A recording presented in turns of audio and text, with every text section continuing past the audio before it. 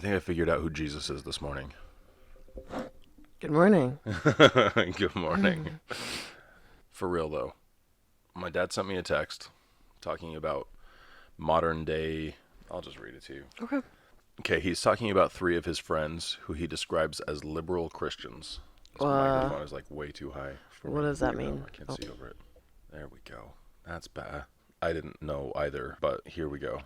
One Catholic, one Presbyterian, and one Unitarian. They all see Jesus as a spiritually gifted Jewish rabbi who bucked the system and paid the price. okay. All believe in a form of theistic evolution, in the innate goodness of people, the role and value of education as the vehicle of human progress, a deistic view of God and nature. No miracles or divine interventions into physics, biology, or chemistry. The moral teaching of Jesus is the important thing about him, etc. Virgin births and resurrections do not happen due to the laws of physics and chemistry. All three are very deep into politics of life as the arena for human struggle toward progress. All will agree the Bible is a human document full of historical and moral contradictions, with some ideas worth keeping, others to be jettisoned in our modern age. Jesus was a good man with some profound ideals and insights for his time and era, nothing more. Can you break that down for me? Yeah, tell me Is when to that cool? pause. Okay, so he's talking about his friends again. One Hold up. Catholic. Friends? Yeah, so like when people enjoy your company, I was just thinking last night, we have some really good friends Yeah, we sitting do. around that Yeah, we bonfire, do. just like, and our tribe is kind of growing. Totally. Anyway, It rocks. now we can take over neighboring tribes, bro. I was Yeah. actually gonna go, yeah, and then I was like, that's too much. That's too much of a war cry.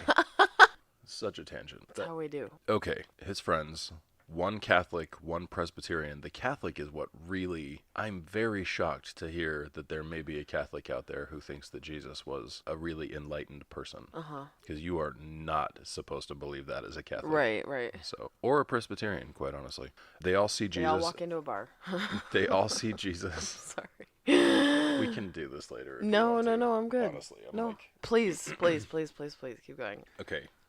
All believe in a form of theistic evolution, okay, so that God created a system by which things could evolve, in the innate goodness of people, the role and value of education as the vehicle of human progress. So that God gave us a system that we could study, okay? Evolution? The Is that whole what? everything. Everything in the world. We have an ability to study everything, Okay. right? And I think part of the problem that I have with prayer is that if the rules keep changing in the middle, how can we ever find the right answer? Mm-hmm. If there are little intercessions where God's like, oh, well, here's how everything works, and you can study it, and it's rock solid. Except sometimes it does this. Right. And sometimes I make it do this. And sometimes if somebody says the right words and has the right intention in their heart, I will change the statistics Yeah. and make it not work the same. How can you further medical science if you've got God coming in, 30% of the time and curing someone's cancer? Mm-hmm. You know, how I can don't you know. study that when the Yeah, I don't know. variables keep changing Right. out from under you?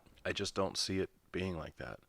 So the other thing we were talking about was about that study about, is prayer effective?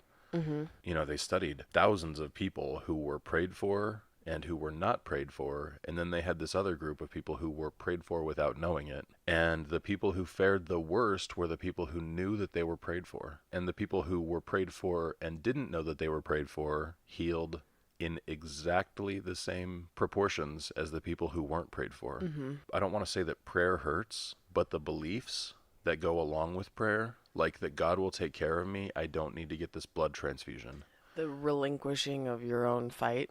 Right. Yeah. Yeah, it's not my fight, it's God's Mm-hmm. fight. Yeah. I mean, that fight to stay alive, it does something to keep you Totally. alive. Absolutely. Letting that go, it's in God's hands now. Yeah, you would be more likely to die. Yeah. I just don't think God is changing the rules on us. That's what he was saying with this whole thing, that people being born of virgins doesn't happen, people raising from the dead doesn't happen. Okay, so your So- dad is saying this, or No, his no. friends are He's saying that this? his friends say Okay, this, okay. would say this, and I am not talking to Interesting. them. So this is his interpretation of what they would say. Okay. He's had some interpretations of what I've said that I'm like, how did he get that? So I'm kind of granting them some leeway. Mm-hmm. It might be 20 to 50% different than what they actually believe, but I'll just take him at his word that Okay. this is as close to I promise you, he's very honest. No, So totally, this is, totally. and I wasn't saying you were questioning that. I'm just saying like he's very honest, and this is truly what he believes that they believe. Got it. Okay. Okay. That's just, to be honest, that's how many steps removed we are from this. Okay. So I'm trying to give it that much leeway. All three are very deep into politics into the politics of life as the arena of human struggles toward progress. So politics will change the world. Okay. I'm kind of on board with that. Our politics are changing the world. They're really, really messed up right now. We have a lot of dirt ground into our politics right now. Yeah. We need a higher consciousness in our politics, and we will have a higher consciousness of people. Okay. All will agree the Bible is a human document full of historical and moral contradictions, with some ideas worth keeping, others to be jettisoned in our modern age. Jesus was a good man with some profound ideals and insights for his time and era, nothing more. As I was thinking about what Jesus actually did for the history of mankind, that is amazing. He brought a conquesting people, utter destruction everywhere they went, into a much more modern. I mean, he changed the timeline quite literally. There was something different about BC than about AD. Yeah. So it just kind of hit me. Let me tell you my reply to him. Okay. Okay, so I know from reading the Bible that Yahweh, the God of the Old Testament, it's a rough character. That's a tough God. I mean, the first law, love the Lord with all your heart, all your soul, all your strength. Even that, I have failed before I started, and even if I were to live a perfect life, I have the stain of somebody else's sin on me so deeply that it would condemn me to hell. Yeah. It's an impossible law to follow. Totally. I heard something really interesting. I wish I could give whoever it was credit, but I can't remember who. He said that the law was never intended to be followed, that it was intended to be there as something that showed people that they were imperfect. Huh. I think it might have been Alan Watts, actually. Huh. That I mean, like that's that works isn't better. that kind of Yeah. a mind blower? Yeah. Right? Definitely. There are things about the Ten Commandments that go with our souls. Don't lie to people. Don't steal from people. Things like that. Yeah. But then there are these laws mixed in with that make it so that we cannot live the kind of life that's called for. Was that talking specifically about Mosaic law? Yeah. Okay. It was talking even just about the Ten Commandments. Okay. You can't squeak by through life without breaking most of the commandments. Yeah. So when it's an impossible standard, then everybody needs the solution.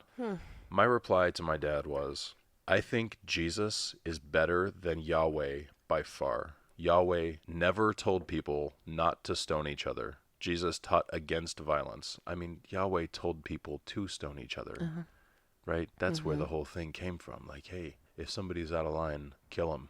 If they're gay, kill them. It was If either they're- Yahweh or it was Moses. And if they're sexual before they're married, kill them. Yeah. Oh, definitely kill them. Yeah. All right. By the way, for any of you Christians out there, the Bible doesn't say anything about masturbation. And trust me, they figured it out. So go ahead and flick the bean. Do it up. Go ahead. Nothing. You No, have no. 14 more. I don't. Just ready to go. I don't. Okay. Stroganoff. Stroganoff. Beat yeah. around the bush. Coming to a head.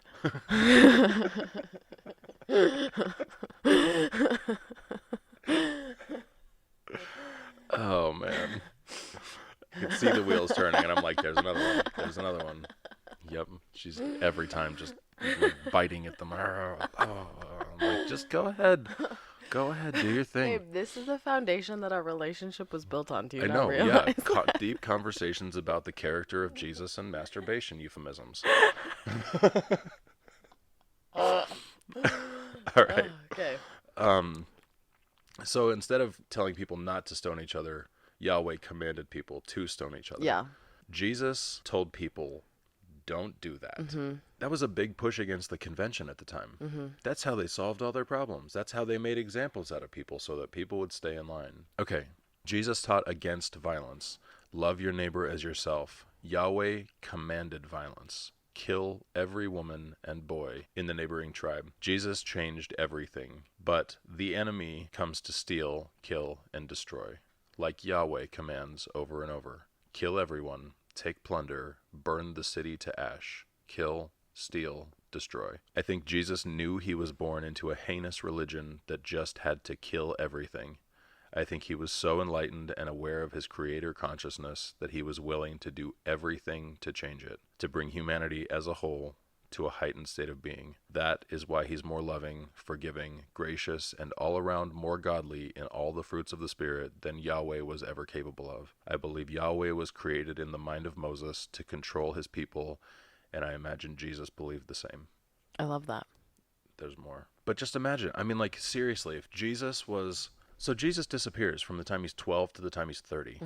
No record of him anywhere. And I don't even know where the story about him, like, teaching when he's 12 years old came. That was going to be my second question, or my next question, I guess. Like, how do we have record of him as a 12-year-old boy? No idea. I don't know how we have record of him as an anything. Right. Year-old anything. Yeah. Because he wasn't... there would have been a record of Mary and Joseph in the census, and that's it. Yeah. So had they registered Jesus, I mean, they fled. Right. To have Jesus. So, like, Jesus was unregistered. Right. He was, I mean, his whole life started out as, like, a bucking the system. Yeah. Yeah, anarchy, baby. But seriously, kind of. Kind of, yeah. The whole thing about him teaching when he was 12 years old, I hate to say this, but I think got mapped onto the life of Jesus from earlier mythology. Okay. Krishna did the same thing. What? Please keep going. No, but what did you just... No, I don't know. It's the everything about Krishna. What was that guy? Horus. I almost said Thanos. Thanos. Horus. Thanos. Krishna. It's their birth story. That's all very similar, right? To have this... Being visited by the three kings who Yeah. brought gifts. Yeah. So to have this man who is seemingly ultra enlightened, you have to give him some sort of Right. First magical of all, backstory. if he's born at all, which I'm surprised they even had him being born. I'm surprised they didn't just have him showing up one day. Wasn't Emmanuel supposed to come? Yeah. According to who? Yes, but according to Isaiah, Okay. Emmanuel wasn't, and also they got the wrong name, Right. which is a glaring. You got the wrong name. Mary, what are you doing? The angel just told you specifically, and you shall call him Emmanuel. She's like, I don't know, I like Jesus. Just looks more like a Jesus. You just look at him. Anyway, so where were we? So sorry. I'm so sorry. We were talking about how they should have just inserted Jesus right into the story. Oh yeah, Again. Perfect. They should have just slid him in there. They should have just... Okay, you know the show Messiah? Mm-hmm. Okay, for anybody who hasn't seen the show Messiah, unfortunately, it sounds like the second season was canceled, which is such a bummer. That's such a bummer.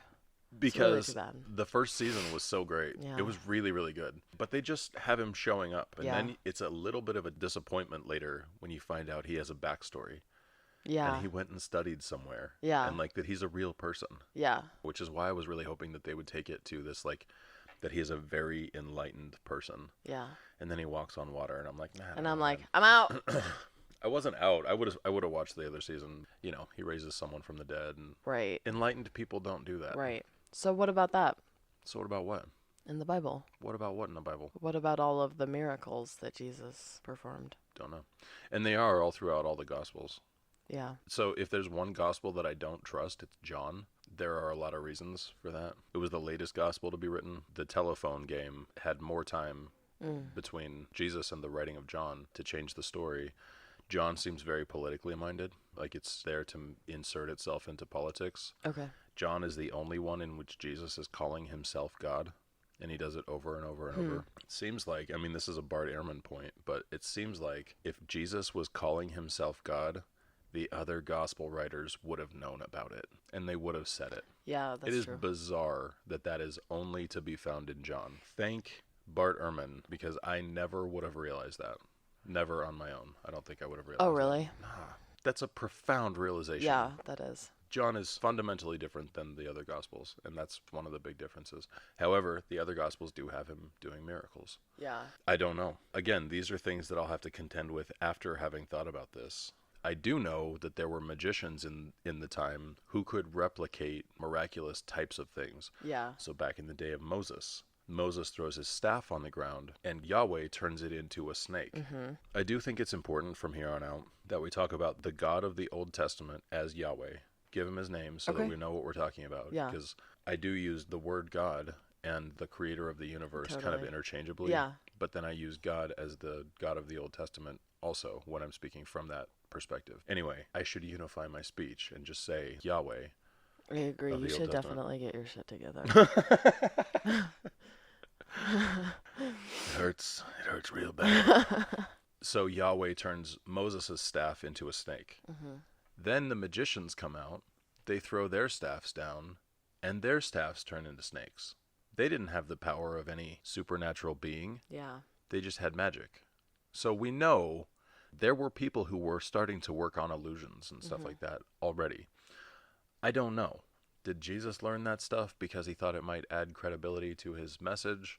Or was Yahweh in charge of turning water into wine? Hard to say. I can say that I have never personally seen anyone call upon the power of God and actually heal someone. Mm-hmm. The closest thing that I've seen, that video of the shaman who were just standing over this woman who was getting an ultrasound in this like 35-minute long video with their hands on her. What they're chanting means thank you for this healthy body. And they just over and over and over, and you're watching the tumor shrink on this ultrasound until the end of the video. They're going all around her abdomen, and the abscess or the tumor or whatever it was, nowhere to be found. Crazy. It's really hard to know what to believe Yeah. now because anything can be faked. I can definitely say I haven't seen anything in person with like intercessory prayer that has worked. Yeah. I don't think we have any examples of an amputee having a limb grown back by prayer. It seems that the miracles that are happening are all for invisible ailments. Somebody says that they can't hear, and then a preacher does the magic dance and slaps the guy on the forehead, and he falls down backwards, and he's like, "Now can you hear me?" Yeah. And he's like, "Yeah, I can hear you." And everybody goes nuts. It's parlor tricks, a lot of it. Well, it's that Darren Brown special that we watched, and this woman is like, What was that called? Faith Healer? Anyway, search Darren Brown, Derren. well, he had that whole special where he's got people in his audience, Uh-huh. and he's doing that. But he also has the Faith Healer one. I don't know. Yeah. Maybe. I mean, it's the same world. Humans are the same, essentially. I mean, Right. our brains are slightly more developed by now. But ever But so if you- slightly in yeah. the last 2,000 years. That's the thing. It's the slightest little change. We are a little bit smarter. All the information that we have has made us a little bit smarter. Mm-hmm. Anyway, so yeah, I don't know what to do with the miracles yet. I have thought about that a lot. Were they necessary magic tricks, so that he could lend credit to his message in the way that the people understood? But there were a lot of people going around doing quote unquote miracles at the time, but they don't get talked about. There were lots and lots of people who claimed to be the Messiah. Really? Lots. Oh, okay. And I will try to find resources on that and put them in the comments. They're not coming to me off the top of In my the head though. description. Oh yeah, the description. Okay, here's the next one. And this is where it gets good, I think. Okay. This is the part where, like, as I was writing this, it was blowing my own mind a little bit. I think it had that effect on me because it made me realize how different Jesus and I are. So, Okay. and I mean, I know that sounds blasphemy that I would consider myself to be any kind of similar to Jesus. I do, like when Jesus says, "You will do greater things than these." Yeah. He wasn't just saying things. Jesus didn't just say things. So, Yeah. we need to take that some kind of seriously, Right. at least in the way that it kind of gives us an insight into what Jesus was thinking. Mm-hmm. Here's this text. The people of Jesus' time weren't ready for the fullness of his message. He knew he was on an ever-changing timeline. Maybe if he'd said things like, "No more slavery," and "homosexuals were created perfectly, just like the rest of you," his entire message would have fallen to the ground, and he would have never changed anything. Maybe one of his greatest attributes was not just the gentleness of his message, but the gentleness of his delivery of it, nudging people away from the stealing, killing, destroying Yahweh and closer to the Creator. So if Jesus understood people so fundamentally that he knew the baby step that needs to be taken in humanity is a baby step, Yeah. and I'm going to have to give my life for it, but it's going to take my whole religion, which has been, to this point, heinous, and it's going to bring it to a more enlightened state. So it's going to get them one step closer, and that's exactly what it did. It took them from red to blue, Yeah. from warring tribalism to togetherness and religion. Yeah. Maybe that was Jesus's whole purpose, and maybe he knew, I can't take them from red to yellow. I can't take them from red to turquoise, because that's not how it works. Maybe he was just that good. Smart enough to choose his battles, I'll say in a this. sense. It gave me a new respect for Jesus that I have not had possibly ever. Because when I wanted to believe that Jesus was all the good things and none of the bad things, and was Yahweh, was just another face of Yahweh, I just didn't really have all that much respect for him. In my faith walk, I guess, I had this time where I questioned, should the Bible be two separate books? Why is the Old Testament and the New Testament, why are they called that? Why wouldn't the Old Testament just be what it always was, and the New Testament be its own thing? And I think it's that Jesus keeps referring in the Gospels to the Old Testament. So he's teaching out of the Jewish religion. Okay. I mean, that's what he was born into. Yeah. Those are the people he's teaching. He's trying to drag the Jewish religion into a new form. Yeah. And honestly, it was too much for a lot of the people. Even his message of let he who was without sin cast the first stone. Even that was like, oh, blasphemy. Who are you to go against what God told us to do?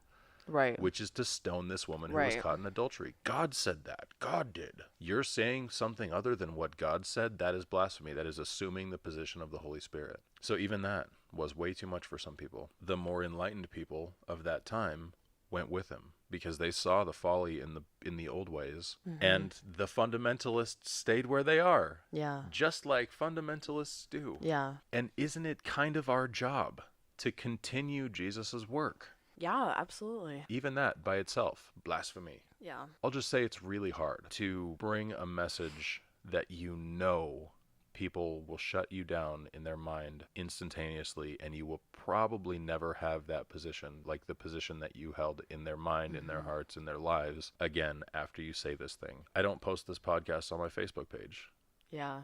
because I know that the people who have been in my life the longest will walk away. Even now, when I post things that I feel are really important, no engagement. And I could post some stupid duck face selfie and, 85 likes. Why? Because people care about the wrong things. I know. You know? And it's so easy to just see a picture, boom, done. They don't have any time to read something or whatever. I don't know why they don't engage with those posts of yours. Well, reading's hard. I and know. especially when it's reading that makes you think about things. Yeah. If Jesus was a turquoise on the spiral dynamics continuum, that seems to be what he was. I wouldn't put him at a blue. He was challenging the conventions of religion, religion as it was in the time, so solidly that he was changing the religion of the time. I think what he intended was to bring the Jews from that tribalism into a more loving, peaceful, organized religion. Some of them went with him and created this new thing called Christianity. Which was never what Jesus intended. I don't think he intended the religion to be named after him. He certainly never named it. Okay. The name Christianity was just kind of put onto his teaching later. Then there were people who weren't ready to transcend the tribalist worldview, and so they stayed Jews. So imagine if Jesus, as a turquoise, wanted to, first of all, can you imagine just being able to puppy dog Jesus everywhere he went? Just everywhere he goes, you just follow him around and just soak up everything that he has to say.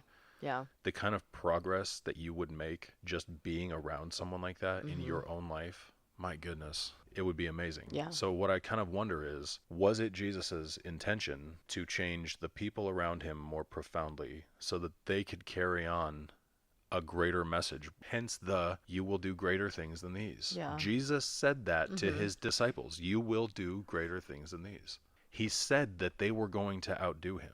It makes perfect sense, at least, that he may have said that because he's like, hey, I'm giving you guys the keys to the next phase Yeah. while I work on bringing the people of this time to their next phase. Yeah. I'm working on bringing the people from red to blue.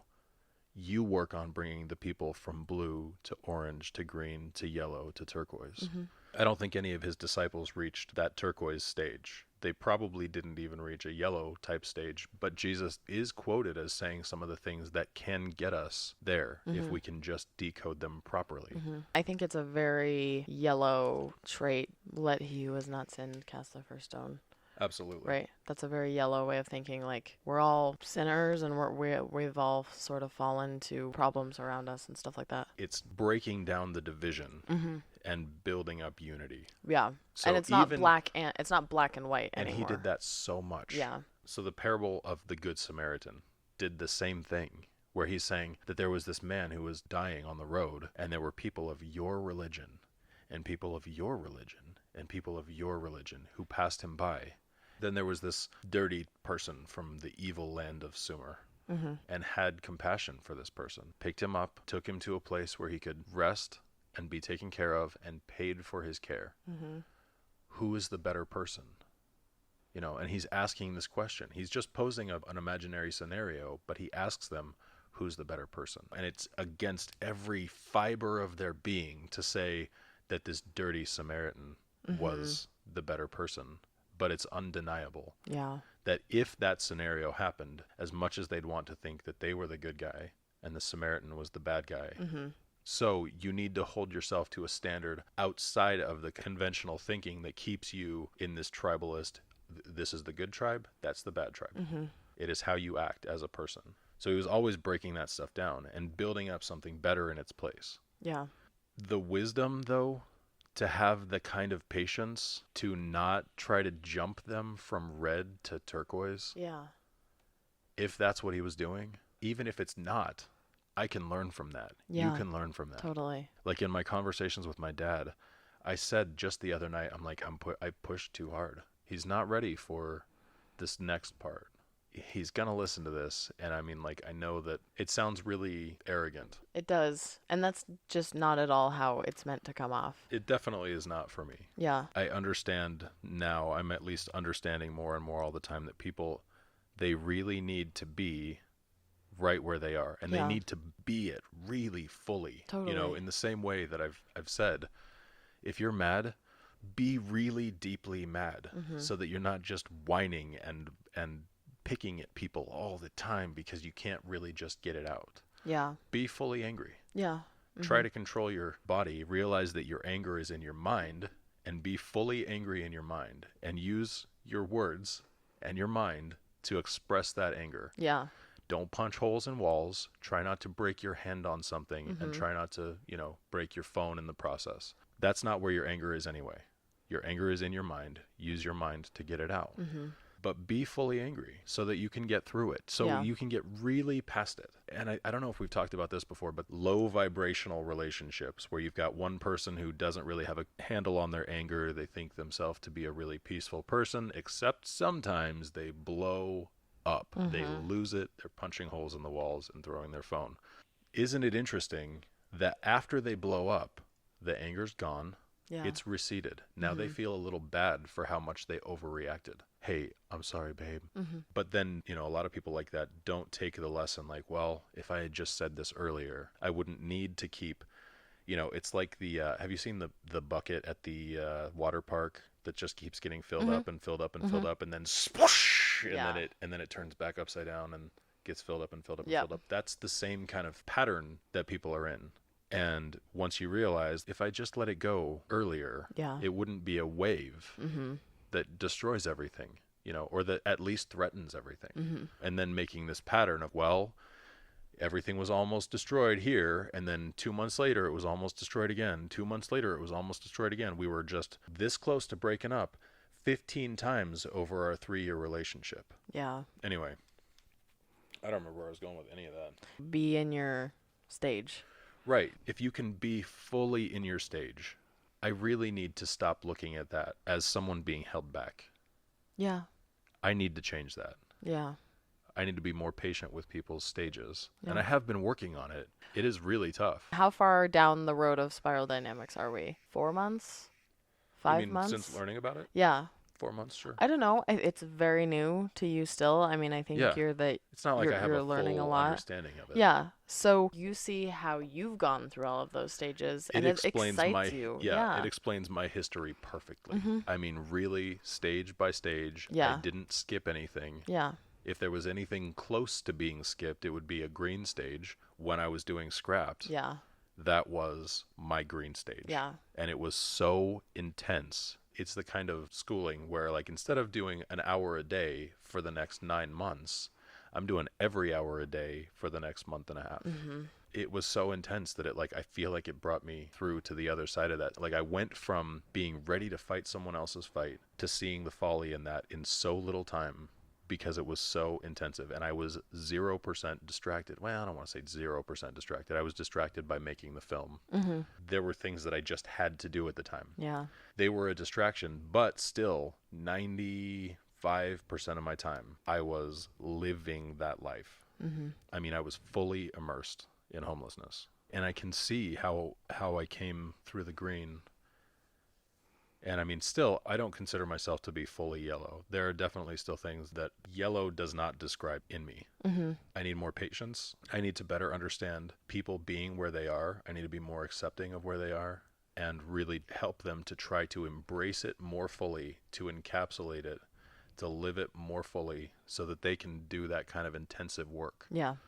For me, it's like, how much yellow principle, how much of like what I can understand of turquoise do I really want to introduce, outside of just like, here's an idea, here's something to think about? Because I do think that can give, if you're planting seeds for turquoise while you're working on orange, great. Mm-hmm. They'll make more sense to you. Yeah. When you get there, you'll see how the path, like, oh wow, this seems to be leading. And that's what I've noticed in myself since starting to study spiral dynamics, is I've noticed how my path is headed in that kind of way. Yeah. I am very incredulous of fortune tellers, Mm-hmm. right? You're going to meet someone with a J name, and they're going to be the love of your life. So the next person you meet with a J name, you're giving them all kinds of leeway. Mm-hmm. You may be ignoring huge red flags because this is the one and the fortune teller told me, Yeah. right? So it's the self-fulfilling prophecy. I don't really see this the same way. It seems like this is where I've been headed since long before I heard about spiral dynamics. Yeah. And it just has great explanatory power in my life. Yeah. I wish more people knew about it.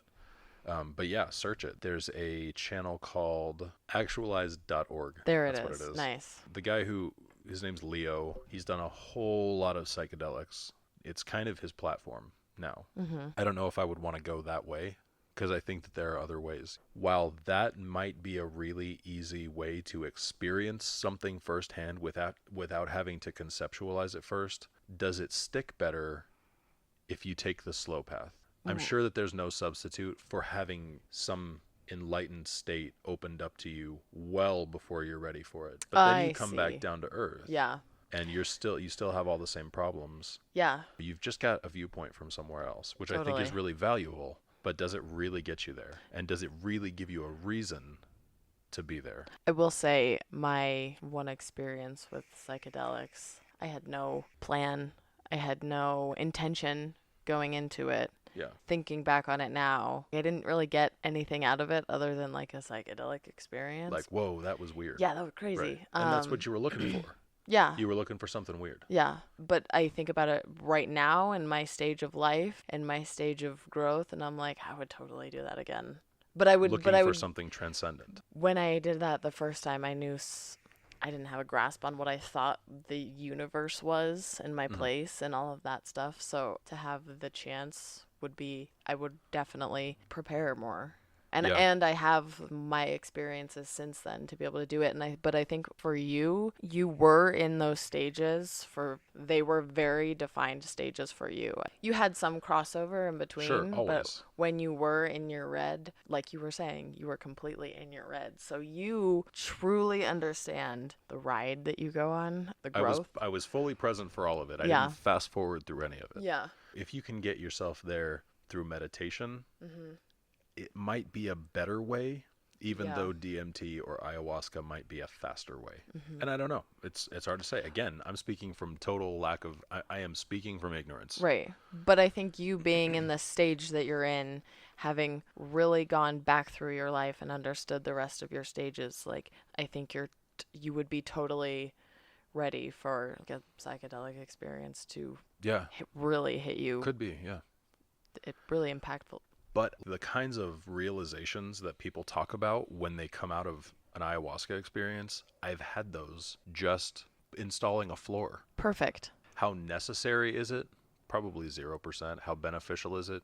Question mark. Yeah. What I was really thinking earlier and where I was trying to go with all that was was that maybe Jesus intended people to continue the work, that he wasn't the end, he was just the means to the next stage. Yeah.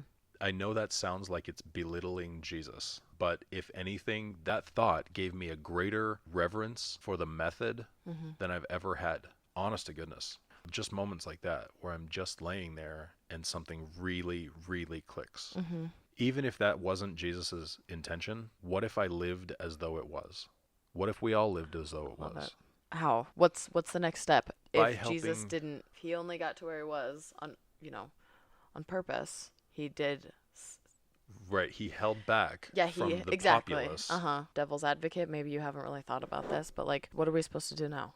If you understand the stage that someone's in, if you can really identify it because you recognize that stage in your own life. We talked about someone recently. I mean, he was there, but I said, you're a green. Yeah, And I yeah, know, and Mhm. so, and that's, and I talked to him a little bit about the ideas of spiral dynamics, and he agreed. And so for his next stage, it's a yellow. So introducing yellow ideas to a green, introducing orange ideas to a blue, introducing green ideas to an orange, just Yeah. helping everyone progress from where they are to their next step. I read this thing. It was talking about stages of enlightenment and how the last stage includes where you stop changing the world. Yeah. I have been so firmly in this change the world mindset for so long. That was really hard for me to understand. Now At the I'm time? yeah, at the time still. How? Like 2 years ago? Yeah, because I want to change the world. Yeah, I think it's a know. lofty Totally. goal to change Yeah. the world. It's so lofty, in fact, that most people believe that it's not possible. There have been people who have done it, Yeah. who really have made a personal impact so deeply on even just a small sect of the population. Tony Robbins has brought people through to their next stage in a lot of cases. Yeah. He's helped them overcome the things that have held them back. He's taken the hurdles out from their way, and it is possible. Yeah. Gandhi did the same thing. There are a lot of historical figures who, first thing I heard of Sadhguru, I was like, he seems pretentious. He seems like he's trying to, he seems, I heard the term one time, that it seems like all these gurus are just trying to out-guru each other. And that was my first sense that I got of what he was saying. The more I listen, the more I'm like, he really has thought about a lot of stuff very deeply. He's worth listening to. Partially, I just don't like the whole embracing this is how I sit because I'm enlightened. This is what I wear because It's I'm all enlightened. dogma. This is my right? hairstyle and my beard style because I'm enlightened. It's But- like, it's right? also similar. I don't think it needs to be packaged like that. But it's a very palatable package for people who are looking for that next stage. Yeah. And it's something they're very used to.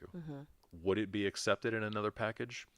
Possible, but not as likely, I don't think. Yeah. People are really drawn to that Eastern mystic look, the whole presentation of it. Wild Wild Country Yeah. on Netflix. If it's Yeah. still there, check it out. It's about The Rajneeshis. the Rajneeshis. Yeah. So Rajneesh, he was, when he spoke, and it was just all this it was just the same package. Yeah. So I get a little, like, my spidey senses. I've got some red flags that go off. Yeah, totally. When I see that and I hear that, and it's like, okay, are you doing the same thing that everybody else tried to do? And it ends in people worshiping you, Yeah. and it ends in you having untold number of wives and Mercedes-Benz or whatever it was. Right. Whatever it is That's- for the person. Oh, Rolls Royces. Rolls Royces, yeah. Yeah. I mean, if that's where it ends, is it really all that transcendent? There's something about that Jesus didn't really have anything that I think Christians have really clung on to. Yeah. So they've tried to emulate that path, not having anything, giving everything away, giving everything of themselves. And they find that when they're coming at it from where they are, they're empty because they have no way of refilling. Jesus did not really do that. He relied on his community. He was fully cared for, but he was coming at it from a point where, like, it was important for him to be alone. Yeah. He went off on his own sometimes and told his disciples, like, don't follow me. Yeah. I need time. He would fill himself up in those ways so that he could pour himself out in other ways. Yeah. And that's the thing that a lot of Christians have missed. It is really important to fill my own tank so that I can give. Yeah. When you miss that first part and just give and give and give, you're the dried up lake bed with no inlet, only an outlet. And maybe it rains once in a while, and then that goes out too. Yeah. You are intended to be a river more than you are this reservoir. Yeah. We're running pretty long here. Closing thoughts? My closing thoughts from today are, it leads me back to the conversations that we've had about understanding and forgiveness and, potentially unconditional love, and like, I don't know, how to help people and how to just understand them and Yeah. speak to them on their level and in their In with their their language, experiences. Yeah. And understanding that every step of every person's journey is not just, it's something to accept, but it's something to embrace. Yeah. It's something to actually encourage, Mhm. to help them really be fully in that, maybe is my next thing to focus on, Mhm. rather than trying to rush them out of it. Yeah. Maybe the slower path is better. Maybe Yeah. we need to take the scenic route through all the experiences that life has to offer us. And for anyone out there who I have pushed maybe too hard, I'm sorry that I did that. I was doing that from a place of thinking like the next stage is better somehow, instead of a place of realizing that every stage is equally necessary. Mhm. Like, subscribe, you know the drill, and hit that bell notification if you want to see future videos. I Yeah. feel like we're so not doing this so that we can so that we can get subscribers and stuff, that I just don't even really think about it till the very end of the video. Yeah, I know, right? If this feels like a path that you're on, I would love to have you along for the ride. And please, please, please, put your questions, put your Engage comments, in the comments, yeah. engage in the comments. Seriously. I really want to hear your thoughts. Mhm. The like and dislike just doesn't really say much of anything. Say why. I guess that's it. All right.